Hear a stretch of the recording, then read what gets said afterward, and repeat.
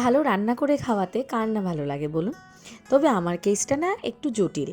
কারণ বাবার বাড়িতে যখন ছিলাম, মা রান্নাঘরে ঢুকতে দিতেন না। মার নাকি সমস্ত জিনিস আমি এঁটো করে ফেলি। সেক্ষেত্রে মা ভীষণ রাগী। মা আমাকে একটা বারের জন্য রান্নাঘরের কোনো কাজ করতে দেননি।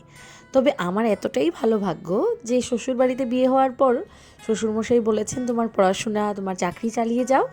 সেখানেও আমাকে রান্না করতে হয়নি। এমনকি তারপর যখন আমরা আলাদা হয়ে আসলাম নতুন বাড়িতে, সেখানে আমার যে ছোট্ট বোন, যে আমার শ্বশুরবাড়িতে রান্না করে আমাদেরকে খাইয়েছে, সেও আমাকে স্বাদ ছাড়েননি জানেন। ও আমার সাথে হয়ে চলে এসছে আমার বাড়ি। আর অনেকটা বছর, প্রায় 14 বছরের মতো সে আমার সাথে আমার পরিবারের একজন হয়ে রয়েছে। তবে তার বিয়ে হওয়ার পর বুঝতে পেরেছি আসল সংসার কাকে বলে। সত্যি এখন মনে হয় যে সমস্ত কিছু সামলে ভালো রান্না যদি না করে বাড়ি থেকে বেরোতে পারি, ফিরে এসে কিন্তু ভাত মুখে জুটবে না, তাই তো? আর তারপর থেকে মোটামুটি লেগে পড়েছিলাম। একটু কাটটুক ইউটিউব দেখেছি, বাদ বাকি আমার মা যেহেতু আমার পাশেই থাকেন, আর আমার পিসি শাশুড়ি মানে কুটি, এই দুজনের কাছ থেকে অনেকখানি রান্না শিখেছি। আর তবে বলবো আমার আরেকজন বড় বৌদিকে, তোমরা আমার অনেক ব্লগ ভিডিওতে দেখেছো, বড় বৌদির কাছ থেকেও অনেক কিছু শিখেছি জানেন। এই সমস্ত কিছু মিলিয়ে তারপর আর কি একটু নিজের এক্সপেরিমেন্ট। আজ যা রান্না করছি সেটা দেখতেই পেয়েছো তোমরা ভিডিওতে। আজকে একটু ছোলা মশলা করেছি, সঙ্গে একটু মেথি পাড়াটা। তো আমার মতো করেই করেছি, সেখানে সবার ওপিনিয়ন নিয়েছি, তারপরে একটু নিজের বুদ্ধিটা লাগিয়ে মোটামুটি ছোলা মশলা রেডি। উপর থেকে একটু ধনিয়া পাতা ছড়িয়ে দিয়েছি, আর দিয়েছি তোমার মেথি পাড়াটা।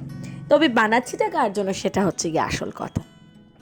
আমার মাস্তুতো বোন মানে আমার ফুলমাসির একমাত্র মেয়ে পাম্মি, আমরা সকলে একসাথে বড় হয়েছি। আমার মামাতো বোন প্রিয়া, আমি এবং আমার মাস্তুতো বোন, আমরা তিনজনে একই বছরের মধ্যে 2-4 মাসের ছোট বড়। আমাদের তিনজনের মধ্যেই কিন্তু একটা বন্ধুর মতো সম্পর্ক, বোন পরে বন্ধুর মতো সম্পর্ক। তারও বিয়ে হয়েছে বাইরে। তো সে আজ মানে মোটামুটি 3-4 দিন হলো তার খুড়তুতো ভাইয়ের বিয়েতে এসছে। তো যথারীতি মা যেহেতু বাড়িতে নেই, মা থাকলে মায়ের সাথে একটা অন্য আবদার, মাসি বলে কথা। মা যেহেতু বাইরে নেই, তো যার ফলে আমি বললাম যে তুই কী খাবি। ওরা আবার 7টা সাড়ে 7টার মধ্যে খেয়ে নেয়। তো ওই সন্ধ্যা হতে হতেই মোটামুটি আমি আর আমার দিয়া আমরা লেগে পড়েছি কাজে। মেথি পালাটা একটা একটা করে বানিয়ে দিয়েছে আমাকে আমার দিয়া। মোটামুটি আমিও একটু আসিয়ে দিয়েছি, আর একটু ঘির মধ্যে সেটা মেথি পালাটাটা একটু ভেজে নিয়েছিলাম। আর ফয়েল পেপারের মধ্যে সেটাকে পুরো গুছিয়ে টিফিন বক্সে করে নিয়ে যাব। তারপরে মনে হয়েছে ছেলেকে তো দুধ খাওয়ানো হয়নি। ছেলে আমাকে ভিডিও করে দিচ্ছে আর বলছে, মা আমাকে যে আজকে দুধ দিলে না তুমি বিকেলবেলা, ছেলের পরীক্ষা চলছে। তার উপর দিয়ে একটা প্রেশার নিয়েছি। যাই হোক, বোন বলে কথা, কদিন পর তো চলে যাবে, আবার সেই 1-2 বছরের আগে সে আসে না। আর ফুলমাসি আমাদের জন্য, ফুলমেশো আমাদের জন্য দ্বিতীয় মা বাবার শুরু।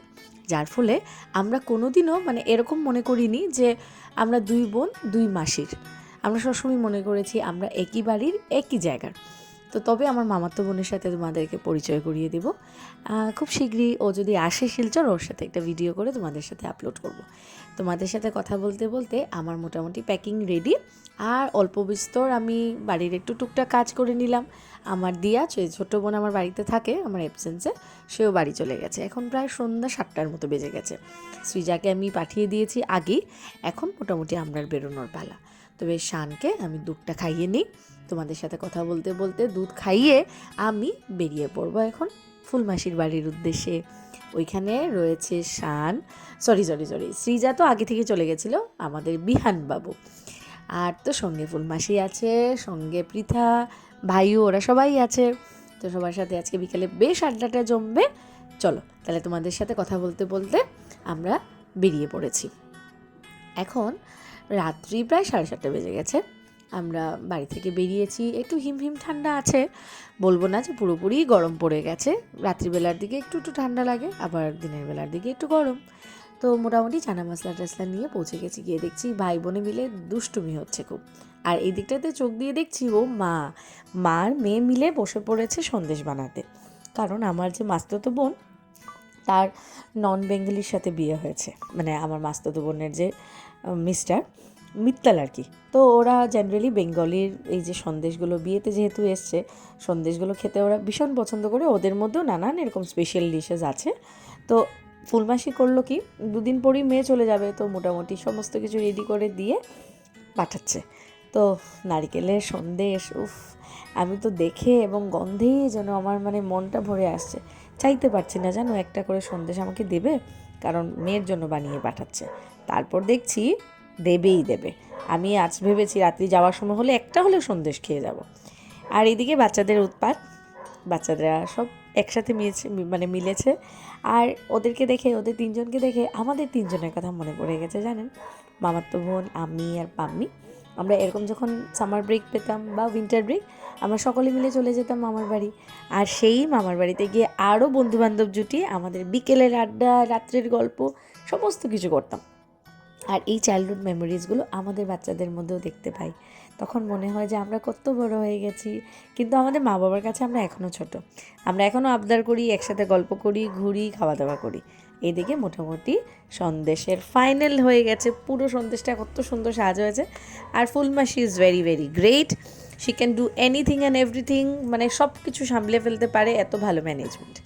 এইদিকে আমি খাওয়া পৌঁছে যেহেতু দিয়েছি, ওদের একটু খানিকটা দেরি আছে খাবার, আজ আমি বাড়ি চললাম বাচ্চাদেরকে নিয়ে। বাড়ি গিয়ে আমরা আমাদের মতো করে খাওয়া দাওয়া করব। তোমাদের সাথে খুব শীঘ্রই নতুন আরেকটি ব্লগ ভিডিও নিয়ে দেখা হবে। ততক্ষণ তোমরাও সবাই ভালো থেকো, আমাদেরকে আশীর্বাদ করো আমরাও যেন ভালো থাকতে পারি, আমাদের সন্তানদেরকে নিয়ে, আমাদের পরিবারদেরকে নিয়ে। টাটা।